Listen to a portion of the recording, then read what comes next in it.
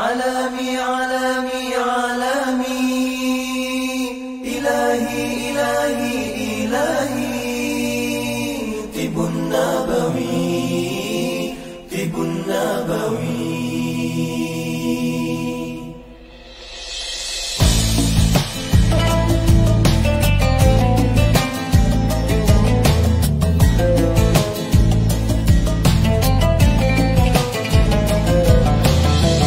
Hadirlah sebuah rasa dari keinsafan dosa, langit pun terbuka, bintang Assalamualaikum warahmatullahi wabarakatuh. Bersama kita di TV Harba. Baik, pasti semua akan rasa hairanlah bagaimana pula Rahida binti Ibrahim boleh berada di sini, ya. Okey, tak apa. Saya berada di sini kerana saya ingin berkongsi pengalaman saya merawat anak sulung saya Muhammad yang patah tangan. Ini adalah kerana akhir-akhir ini saya melihat ramai banyak kasus, sebab kata orang Indonesia kasus, ya, ataupun banyak kes patah tangan. Anak jatuh patah tangan, keluarga kita aksiden, terlalu mudah, ya. Zaman sekarang ni jatuh sikit pun boleh patah tangan. Terlalu mudah sangat patah tangan ni. Jadi di sini saya ingin berkongsi pengalaman saya lah. Kemungkinan besar cara saya ni berbeza, ya, daripada herbalis lain. Kerana saya faham yang menonton ini sendiri ramai herbalis hebat sebelum saya. Saya pun herbalis juga, ya. Okey. Cuma inilah pengalaman saya merawat anak sulung saya. Baik, ini adalah herba-herba, barisan herba-herba yang saya gunakan termasuk minumannya. Pada bulan 2 yang lepas, bulan Februari, ya, anak saya yang sulung jatuh motor akibat motornya di belakang, dilanggar dari belakang lah. Jadi dia jatuh, macam saya katalah, anak zaman sekarang jatuh, patah tangan. Patah tangan, saya pergi ke hospital. Ketika itu belum subuh lagi. Memang dengan terkejut belum subuh tu, terkejut lagi. Tengok anak kita duduk atas kursi roda dengan luka yang parah juga lukanya, tersiat kulitnya. Kemudian saya lihat tangan dia dah pakai andu. Saya lihat pakai andu ni, saya kata, Allah, dia patah ke? Sebab saya sendiri dulu pun patah juga di sini. Tulang selangka saya sini, kan? Jadi saya pergi kat dia, saya tanya dengan doktor, katanya patah. Selepas di x-ray semua, saya dapat tahu patah di 3 bahagian, iaitu di bawah ibu jarinya. Kalau bahasa Indonesianya ialah jempol, ya. Di bawah jempol, ya. Tulang sini, tulang kecil sini dia patah. Tulang ni sangat penting nak menggerakkan jari-jari ni. Jadi patah juga di tulang sini. Dan juga di patah tulang sini. Maknanya 3 bahagian. Jadi doktor lepas perbincangan, doktor kata memandangkan anak saya ni bawah umur, dia tak bagi keluar lah. Katanya operasi harus dilakukan hari itu juga. Harus dilakukan pada hari itu juga. Tetapi disebabkan anak saya bawah umur, mereka perlukan tanda tangan saya, kan? Jadi seperti kita seorang herbalis, memang kita telah menanamkan, ya, kita dilatih dan kita telah menanam ke dalam jiwa kita. Jika ada keluarga kita yang sakit, kita akan cuba rawat dengan sealami yang boleh, insya-Allah. Tetapi di sini, maaf lah, ya, mungkin ada doktor-doktor juga yang melihat, nurse-nurse, misi-misi. Saya tidak menolak perawatan sains, ya. Sebab saya selalu berkata kepada, saya pun pernah mengajar juga, saya selalu beritahu kepada student saya tidak pernah menolak perawatan sains. Di mana saya rasa sains dan herba ini, kalau kita gabungkan, Masya Allah, dia jadi sangat hebat. Kerana di mana kita perlukan perawatan sains seperti peralatan yang canggih, ya, macam x-ray-nya, macam perawatan secara kita perawatan jawi kita menggunakan x-ray itu dalam bentuk diagnose, ya. Kita gunakan herba untuk diagnose, kita ada diagnose saraf tapak tangan. Tetapi kalau macam sains, kita gunakan lebih nyata bendanya, di mana kita memang boleh nampak benda tu macam x-ray semua, kan. Jadi di situ saya telah tekad, ya, saya telah tanamkan di hati saya kata memang saya nak rawat dia secara alami. Tetapi seperti saya katakan tadi, kita masih memerlukan juga bahan-bahan mereka. Jadi saya beritahu pada diri saya akan tahan anak saya, ya. Ini saya nak cerita pengalaman di mana mungkin boleh memberi idea dan juga orang kata untuk mana-mana keluarga yang ada patah tangan ya, saya beritahu flow perjalanan hingga anak saya sembuh dalam masa sebulan. Jadi bila berlaku benda tu, saya terus duduk diam-diam. Saya jadi macam tu ya. Bila dilanda musibah, sesuatu benda berlaku, saya tak akan terus berkata apa-apa. Saya akan diam, berselawat dan saya bertafakur seseorang dekat luar hospital. Saya duduk kat tepi tembok tu, saya duduk saya berfikir apakah langkah seterusnya. Kalau kita menangis-nangis, oh anak aku cedera apa semua, menangis-nangis, ianya tidak datangkan apa-apa kebaikan, kan? Tidak ada, malah kita akan lebih panik dan kita terus menerima saja apa saja pandangan orang beri. Jadi saya duduk, saya berfikir, apa yang saya buat ialah saya kata saya akan biarkan anak saya duduk di hospital sampai maghrib. Kerana apa? Bila dia jatuh motor begitu, pastilah akan berlaku hentakan yang kuat. Na'udzubillah zalik, yang paling kita bimbang, hentakan di kepala, boleh juga hentakan di tubuhnya. Kita takut ada pendarahan di bahagian dalaman tubuhnya. Jadi saya tahan anak saya tu sehinggalah waktu maghrib. Waktu maghrib, doktor tu memang asal-asal datang jumpa saya, kata nak operation apa semua. Saya tak salahkan doktor ya. Tidak ada seorang perawat, doktor pun perawat macam kita. Dia pun tak nak juga memberikan kesan buruk pada pesakit dia. Kita dan doktor dah sama-sama perawat, mau lakukan terbaik untuk kita punya pesakit. Cuma saya cuba melengah-lengahkan apa yang doktor itu mahukan dari saya, iaitu tantangan saya untuk anak saya melakukan operasi. Jadi saya melengah-lengahkan dengan saya berkata lah, ini orang kata bohong sunat, tak tahu lah kan, Allah alam tak ada orang kot kan. Tapi bagi saya ketika tak salah lah bohong sunat kan. Saya kata tunggu kerana uncle anak saya ni pakar tulang, doktor pakar tulang yang berada di Indonesia. Saya ingat Indonesia je lah kan, tak kata tempat lain kan.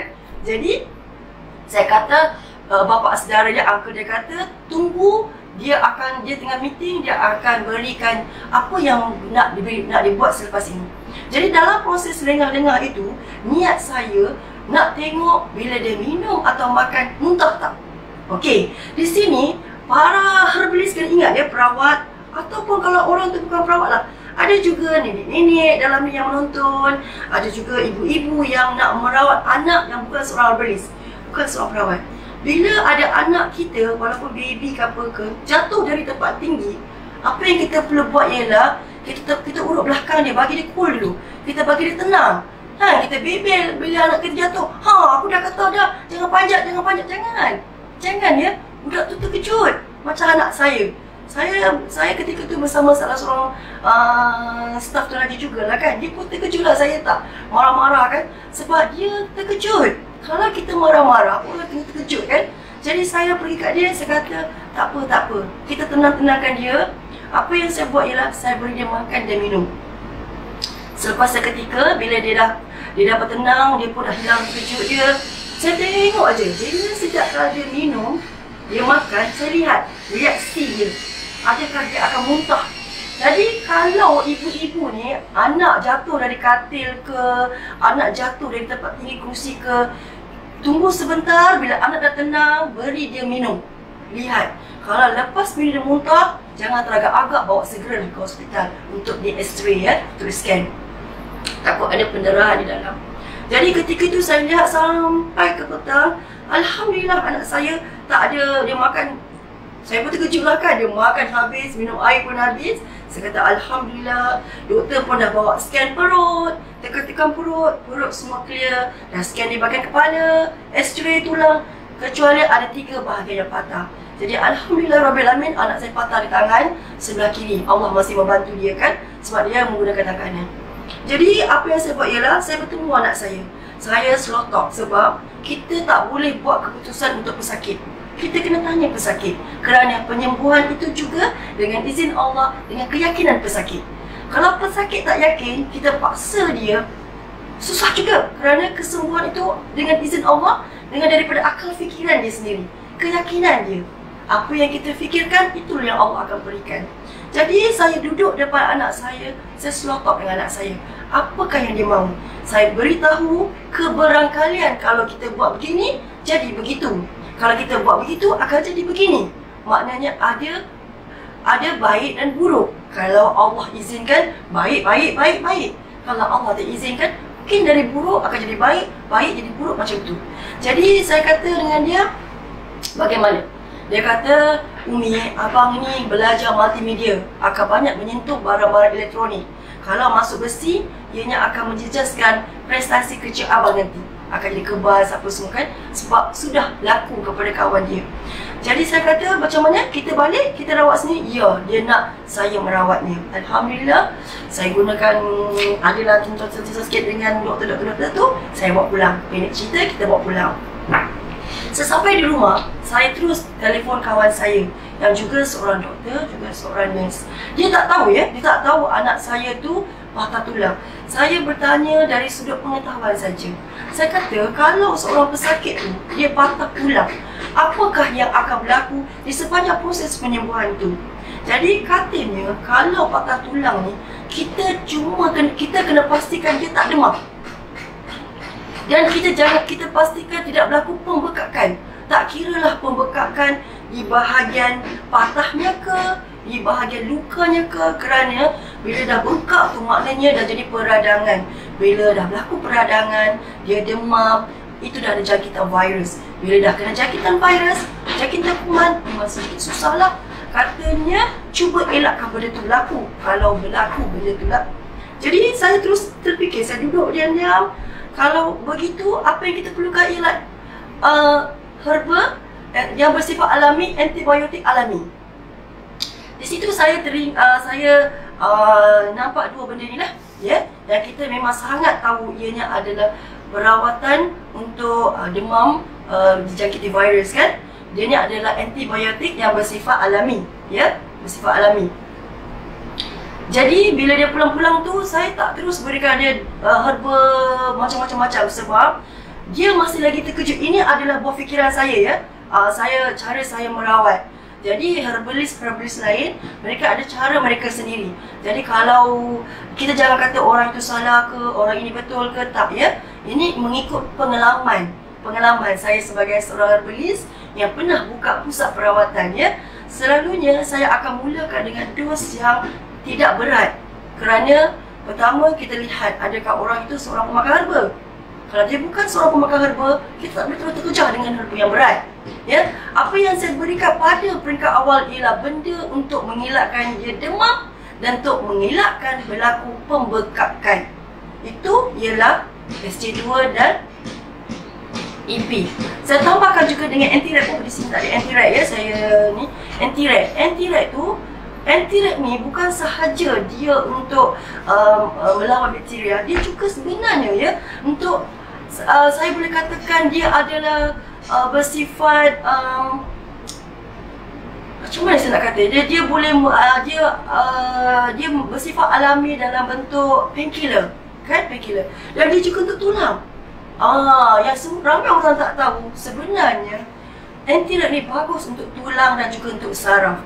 Bila berlaku luka parah, jatuh, patah tulang, pasti akan menjejaskan saraf. Bila menjejaskan saraf itu yang berlaku sakit tu, benda ni tunjuk sana, benda ni sakit apa semua.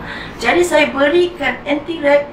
Anti-rat adalah painkiller untuk tulang.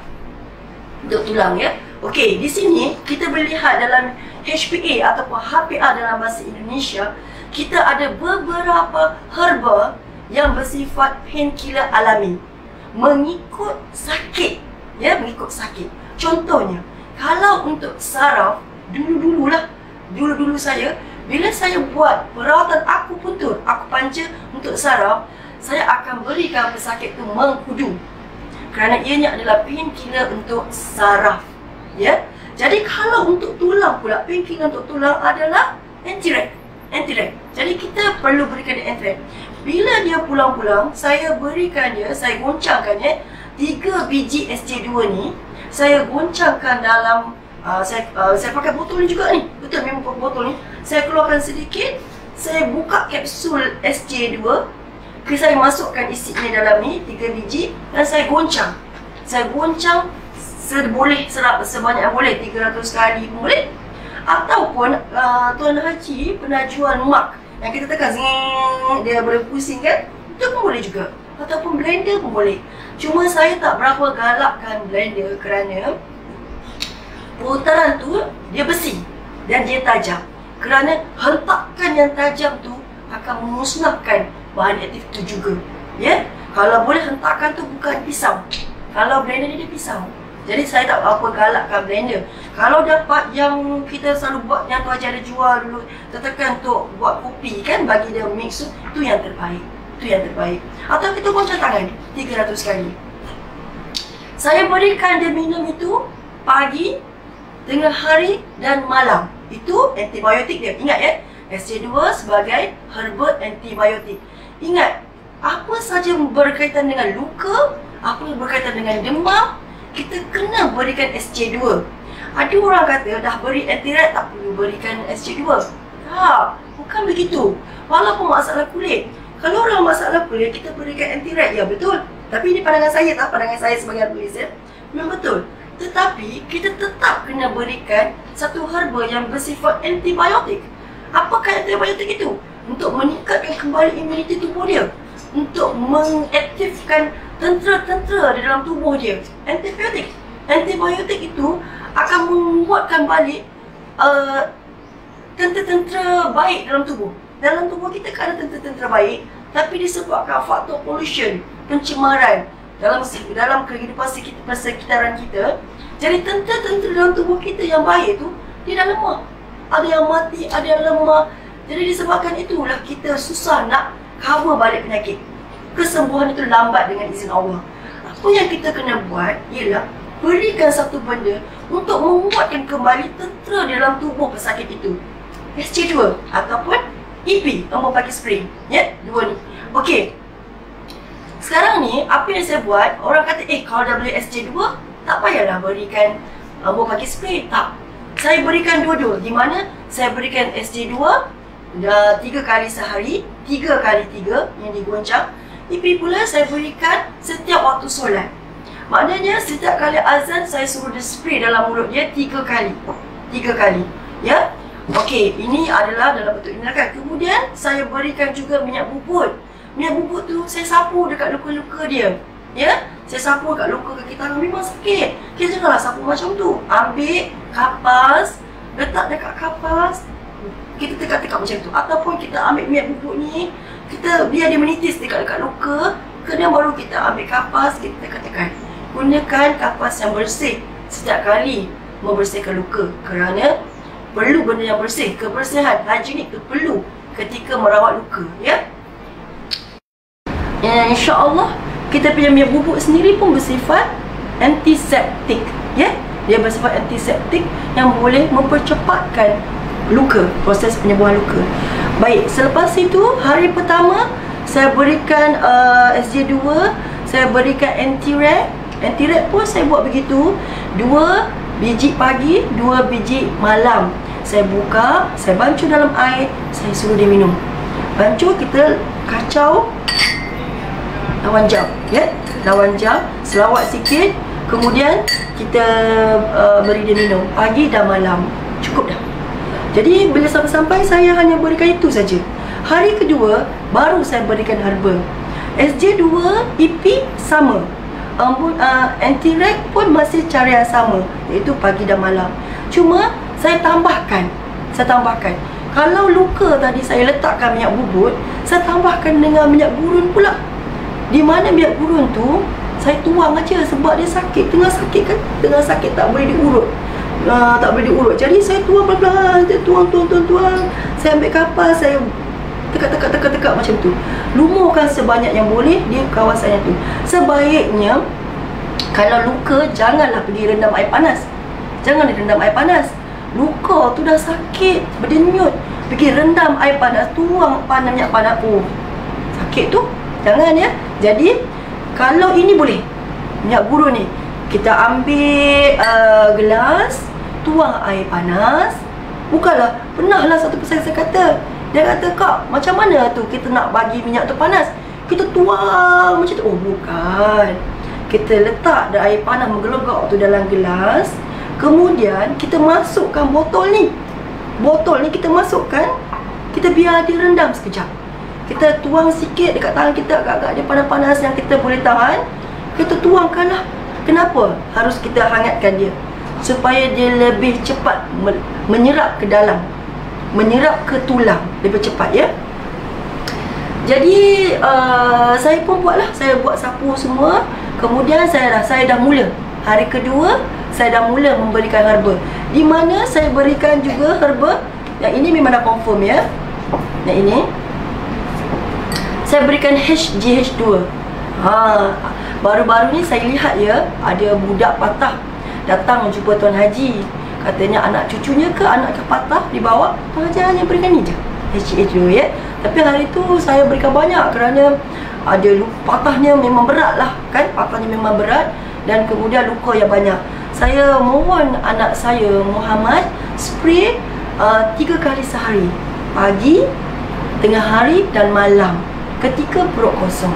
7 kali spray di bawah lidah, ya, di bawah lidah. Okey, ini selesai, ya. Okey, sekarang ni saya berikan pula herba untuk tulang. Okey, kita berikan herba untuk meningkatkan imuniti dulu. Nah, ni kalau kita berikan herba untuk tulang lah, inilah, itulah, tetapi kita tak berikan herba untuk meningkatkan imuniti. Dia dah jatuh, dia dah ditimpa kemalangan, semangat dia dah hilang separuh, terkejut, ketakutan, kesakitan, pasti imuniti badan akan menurun. Bila imuniti badan menurun, senang dijangkiti dengan virus, senang berlaku kemurungan, senang dia rasa sedih, senang dia akan bertambah sakit, demam dan macam-macam lah. Jadi apa yang saya buat, saya tingkatkan imuniti tubuh badan dia dengan menguatkan darah dia, iaitu saya berikan dia Spirulina Roselle untuk menguatkan ni sebagai pemangkinnya, untuk cukupkan sebab herba ni dia perlukan albumin, ya. Untuk herba ini berfungsi dengan lebih baik, saya tambahkan dengan kapsul haruan 3 ni, ya. Saya berikan dos yang tinggi. Sebab hari pertama saya tak kacau dengan herba, hari kedua baru saya kacau dengan herba, kan. Saya berikan hari pertama 5 kali 3, 5 pagi spirulina, 5 tengah hari spirulina, 5 malam spirulina, 5 biji lah maksud saya, ya. Kemudian Roselle saya berikan 3 kali 3. Kenapa? Sebab dia perlukan vitamin C untuk penyerapan herba. Kalau tubuh ni tak ada vitamin C, susah juga herba tu nak diserap ke dalam tubuh. Kenapa? Pastinya dia dah jatuh, accident, sakit, menangis. Saya tengok anak saya menangis, kan, meleleh mata dia, menangis kesakitan. Jadi saya tahu ketika itu memang vitamin C dia dah musnah, hancur, kan, dah musnah. Jadi saya berikan ni, saya berikan mula-mula saya berikan 5 kali 3 juga Roselle, 5 pagi, 5 tengah hari, 5 malam. Tingkatkan imuniti tubuh dia, vitamin C dalam badan dia. Kemudian yang kapsul haruan saya beri 3 kali 3 je, 3 pagi, 3 hari, 3 tengah hari, 3 malam. Kemudian untuk kita sedia maklum herbalis dari kuliah Tuan Haji, ya, daripada kuliah Tuan Haji Ismail bin Ahmad, moringa adalah terbaik untuk tulang. Kalsium dia berganda-ganda, 13 kali ganda daripada susu lembu. Jadi kita berikan ini. Saya berikan moringa juga. Moringa pun saya beri dos tinggi. Peringkat awal saya berikan dos tinggi, ya, 5 kali 3. Dia macam kita berikan daun saja. Kita macam berikan daun, ya. 5 kali 3, 5 kali, kecuali yang kapsul haruan ni saya bagi 3 kali 3. Baik, sekarang ni itu dah selesai bab supaya dia jangan demam, betul tak? Tapi kita terfikir tak, macam mana kita nak elakkan tidak berlaku pembekakan, tidak berlaku masuk angin. Pembekakan tu bila dah berlaku, angin akan masuk, betul tak? Angin akan masuk. Jadi apa yang kena buat ialah inilah herba dia, ya. Kalau bahasa Indonesia tu HTA, ya, HTA, betul, ya, HTA ataupun HTA, herba 7 angin.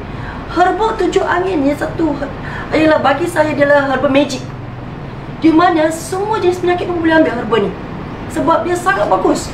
Dia adalah Juta, J-U-T-A, J untuk jantung, U untuk usus, T untuk tulang, A untuk angin. Jadi apa yang saya buat ialah satu mak ni, ya, air, 3 mak air, saya ambil 7 kapsul herba 7 angin yang dibuka, saya masukkan dalam tu.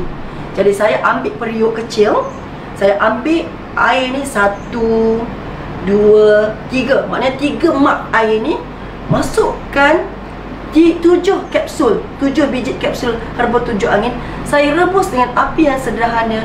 Rebus sampai daripada 3 mak ni tinggal 1 mak. Tinggal 1 mak. Ya, bila dah tinggal 1 mak, saya tuang ke dalam mak, biar dia mendap. Biar dia mendap sampai ke bawah. Tak perlulah minum depan dia. Minum air yang atas dia je, yang atas tu. Jadi saya mohon anak saya minum tu. Minta maaf ya, ada sedikit saya nak betulkan. Bila anak saya sampai ke rumah, bukan aja embun pagi dengan SJ2 ni saya berikan dengan anti-rat, saya berikan dengan ini juga, untuk elakkan angin masuk. Sebab ingat ya, bila jatuh macam tu, luka macam tu, patah macam tu, inilah nombor 1. Bukannya 2 ni. Ini supaya angin tak masuk. Jangan bagi angin tu masuk. Angin awal tu kalau masuk, tu yang angin jahat tu, dia masuk, dia akan buat sakit demam, bengkak macam-macam. Ya, boleh sampai apa ni. Jadi saya berikan ni. Jadi saya rebus tu boleh diminum. Saya buat 3 kali. Pagi, tengah hari dan malam sebelum tidur. Maknanya 7 kali 3. 7 pagi, 7 tengah hari, 7 malam. Buat begitu sehingga sebulan. Jadi saya tambahkan juga gamat emas, ya. Gamat emas ni sebab dia dah stres semua, jadi saya bimbang tekanan darah dia naik, dan dia juga mempercepatkan healing proses untuk luka.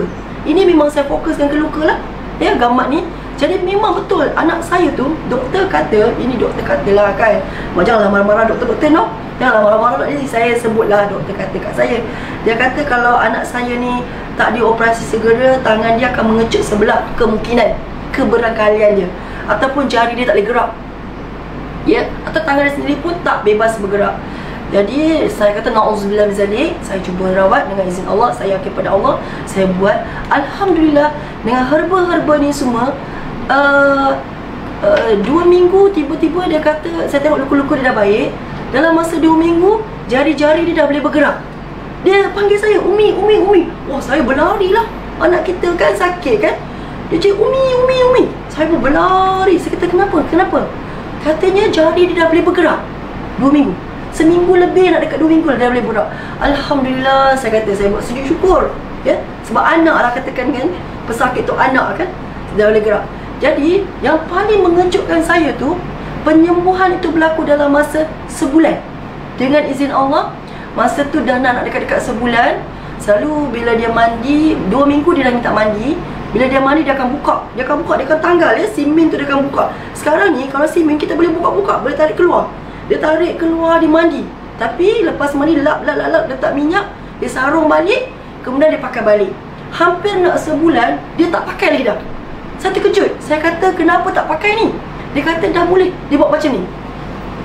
Terus dia angkat tangan dia tinggi-tinggi, saya ambil gambar. Alhamdulillah, dengan izin Allah, sebulan sembuh, jari dia dah boleh fungsi kembali. Alhamdulillah lah. Cuma memang betul, ya. Sesekali, sekarang ni dah berapa bulan, bulan 2, sekarang dah bulan 8, dah 6 bulan.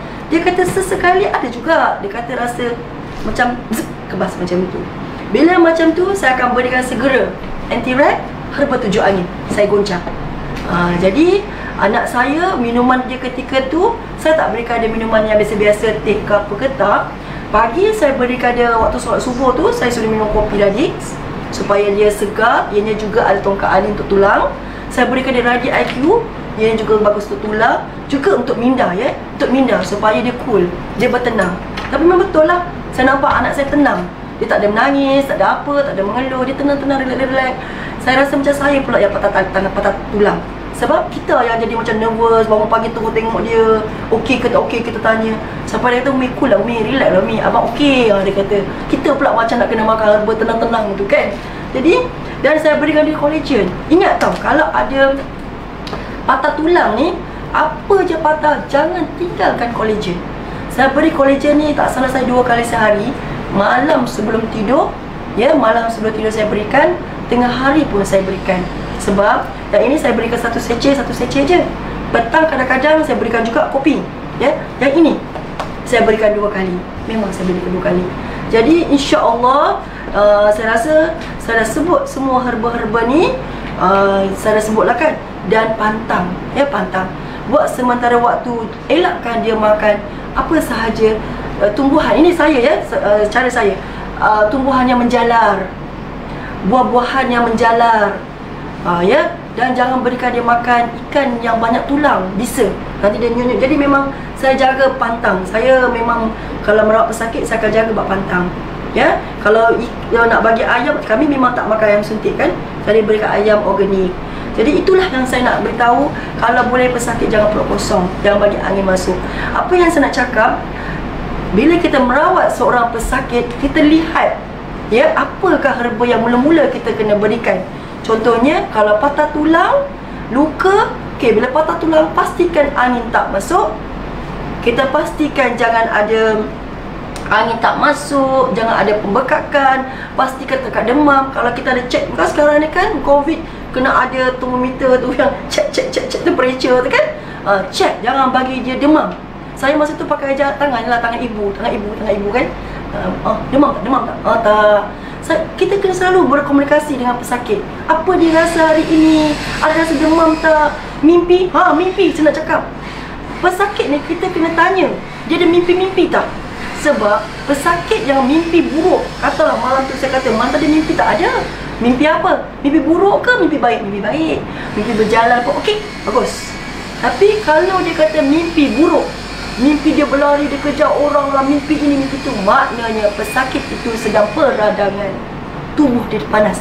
Bila dia tubuh panas, darah bergerak laju, dia tak akan tenteram ketika tidur, dia akan mimpi yang buruk. Mimpi buruk menandakan pesakit itu sedang berlaku peradangan. Jadi maknanya dia nak demam lah. Cepat-cepat tingkatkanlah herba-herba untuk mengelakkan demam, iaitu berikan dia antibiotik alami. Antibiotik alami, ya. Okey. Saya rasa saya haraplah ya, saya harap penjelasan dan pengalaman saya merawat anak sulung saya Muhammad dapat memberi sedikit sebanyak orang kata ilmu untuk para herbalis. Tak semestinya herbalis, ibu bapa yang nak merawat anak yang jatuh ke patah ke apa ke dalam keluarga, dapat sedikit sebanyak memberikan buah fikiran bagaimana cara nak merawat nanti, ya. Okey, saya nak tutup lah ya kuliah hari ini. Cuma saya nak katakan esok masih ada lagi kuliah yang kuliah baru sekarang ni, bukan lagi TV Pak Haji ya. Ianya dikenal dengan nama TV Herba. InsyaAllah besok akan ada yang lebih bagus lagi daripada Herba lain juga mungkin ya. Okey, di sini saya nak tutup lah ya. Semoga kita akan mendapat sedikit sebanyak daripada ilmu saya ni yang membantu semua orang di luar sana, dan saya harap ianya memberi kebaikan lah juga lah ya. Yang baik itu daripada saya, yang baik itu daripada Allah, yang buruk daripada saya. Okey, Assalamualaikum warahmatullahi wabarakatuh.